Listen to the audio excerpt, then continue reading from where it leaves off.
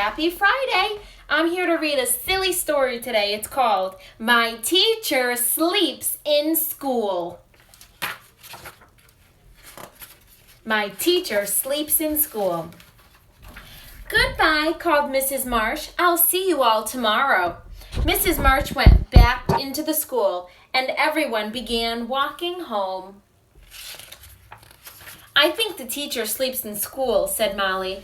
I think she stays there all night long. What a dumb idea, said Gary. Teachers don't sleep in school. Mrs. March does, said Molly. She's always there when we come, and she's always there when we leave. I think the classroom is her house. What do you think? I'll tell you right now, I don't sleep at school. I sleep right here in my house.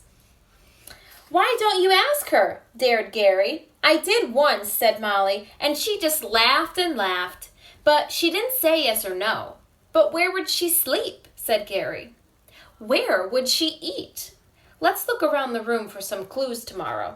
Maybe we'll find out. The next day, Gary could hardly do his work. He kept watching Mrs. March and wondering, what if it really is true, he whispered. What if she really does live here? Pretty soon, Lisa and Jason were wondering too. Where does she keep her clothes? Asked Jason. In the closet, of course, said Lisa, behind the paper and paste. At playtime, when Mrs. Marsh wasn't looking, they opened the closet door. Look, whispered Lisa, a towel, and soap, and a mirror. I bet she gets dressed in the closet.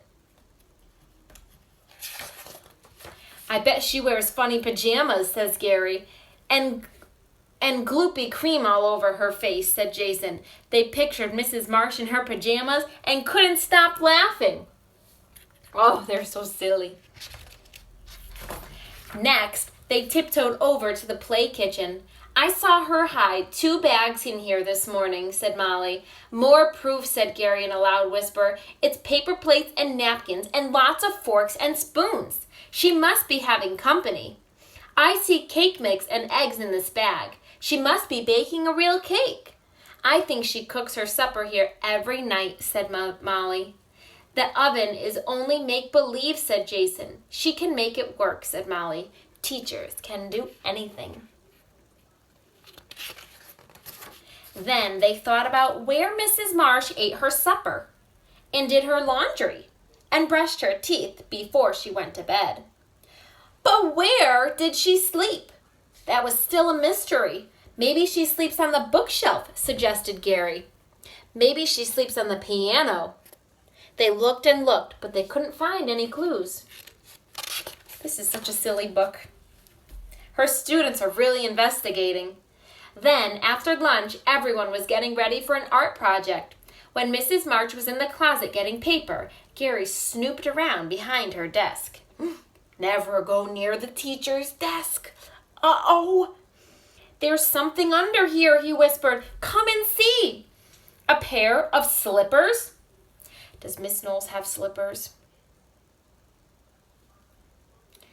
And a pillow? Does Miss Knowles have pillows? She must sleep under her desk. We never thought of that. I told you so, said Gary. She really does sleep in school. Poor Mrs. Marsh, sighed Lisa. I bet it's lonely here at night. And creepy, said Jason. Then Molly had an idea. Leave her a good night snack, she said. And a nice note, said Jason. And something cuddly to sleep with. Gary had part of his sandwich left over from lunch. Jason had saved 6 potato chips for later. Lisa got the teddy bear out of her cubby. Molly was in charge of the note. Surprise, she wrote. We know you sleep here. Good night. Sleep tight.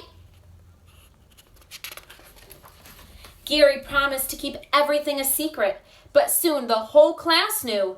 Everyone started giggling and whispering. Mrs. Marsh looked puzzled. What is going on here today, she said. But nobody answered. By 3 o'clock, Molly had wrapped up the goodnight package.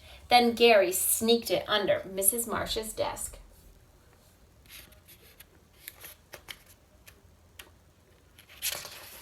The next day, everyone got to school early.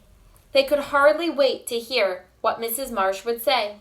All she said was, "We're going on a mystery trip today," but wouldn't tell them where. Not even a hint.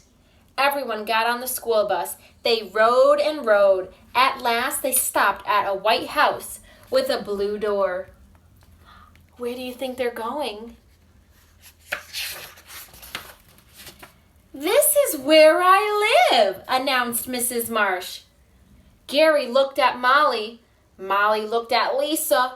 Lisa looked at Jason. Then they followed Mrs. Marsh inside. Mrs. Marsh showed them where she cooked supper and did her laundry and brushed her teeth before she went to bed. She must have heard them when they were talking in the classroom. "And this," said Mrs. Marsh, "is where I sleep." "Every night?" asked Molly. "Every night," said Mrs. Marsh. Then she showed them her children's room. "You even have children?" asked Lisa. "Yes," said Mrs. Marsh. "They're in school all day just like you. When my husband and I get home from work, we're all together." "Just like us," said Molly. "Now follow me," said Mrs. Marsh.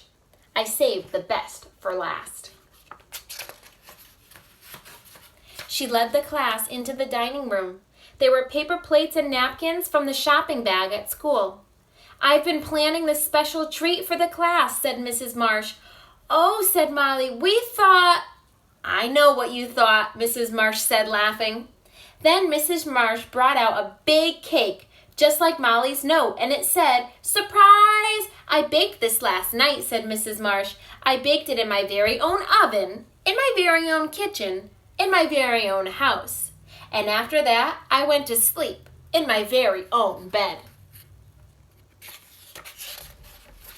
Gary gave Molly a poke. "I knew it all the time," he bragged. "Teachers never sleep in school." Molly didn't even answer him. Mrs. Marsh was smiling at her in a special way. "Molly," she said, "would you help me cut the cake?" Mrs. Marsh served everyone a piece with a heart on it and saved the last biggest heart for Molly. That was a good book. I remember when I was in school, I used to think my teacher lived there too.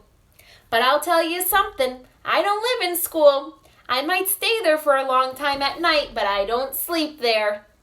That was a fun story. Thanks for listening. Have a great weekend.